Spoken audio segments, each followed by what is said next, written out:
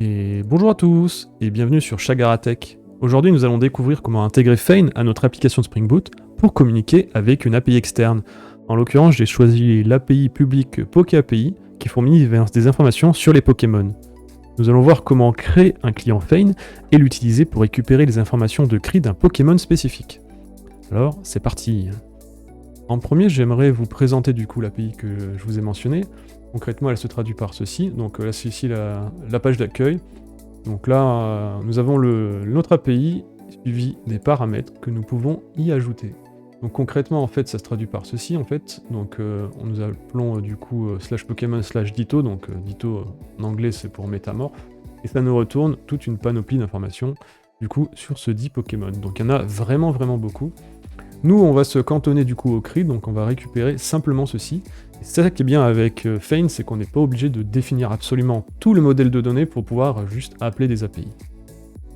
Donc sans plus attendre, commençons. Donc, pour ce faire, nous allons lancer notre IDE préféré. Voilà. Et nous allons y ajouter, du coup, pour commencer, la dépendance à OpenFeign. Donc, allons sur build.gradle. Ajoutons la dépendance en question. Voilà. Et il n'y a pas que cette dépendance à ajouter, il y a toute une panoplie de dépendances. Mais nous avons de la chance, nous pouvons utiliser le gestionnaire de dépendance via Mavenbaum et la dépendance Spring Cloud Dependency en 2023 pour récupérer tout ce qu'il nous faut justement pour pouvoir faire de l'OpenFeign facilement. Sinon, ça aurait été un peu plus fastidieux, il aurait fallu ajouter plusieurs dépendances ici. Donc je trouve cette façon de faire quand même beaucoup plus simple. Téléchargeons les dépendances. Voilà. À présent, allons sur notre démo application et ajoutons la notation Enable Feign Client pour faire fonctionner du coup tout notre client Feign. À présent, nous allons créer un nouveau package que nous allons appeler External API, ici, et un nouveau package dans ce package que nous allons appeler PokéAPI. Voilà. Donc c'est ici qu'on va avoir toutes les informations justement sur notre nouvelle API externe. Commençons par créer du coup le client. Donc PokéAPI client, donc ça sera une interface. Voilà, on va juste créer la classe pour le moment et on va plus s'attarder sur le modèle de données. Créons un nouveau package que nous allons appeler modèle et une nouvelle classe qui sera la classe la plus basse possible en fait. En l'occurrence, elle contiendra du coup notre cri. Donc ça va être Pokémon Cries. Et dans ce Pokémon Cries, nous allons y ajouter du coup, comme on a pu voir sur l'API juste avant, un private string latest qui correspond au dernier cri en date qui a été créé, et le legacy qui correspond à l'ancien. Je pense que c'est celui qu'on doit retrouver sur les premières Game Boy. Ajoutons les assesseurs, donc tout simplement clic droit, generate, getter and setter, hop, voilà, c'est créé. À présent, il nous faut aussi la classe, disons, principale, celle qui va contenir notre Pokémon Cries. Et nous allons appeler tout simplement Pokémon. Voilà. Et elle contiendra tout simplement notre Pokémon Cries. Private Pokémon Cries. Et pareil, ajoutons les assesseurs. Voilà. Donc voilà pour le modèle de données.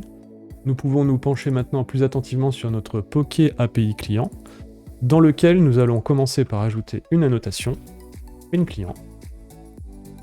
On va lui donner un nom, PokéAPI, et l'URL. L'URL, il s'agit de l'URL de notre API. Enfin, notre API externe du coup. En l'occurrence, il s'agira de ça, pokeapi.co/api/v2.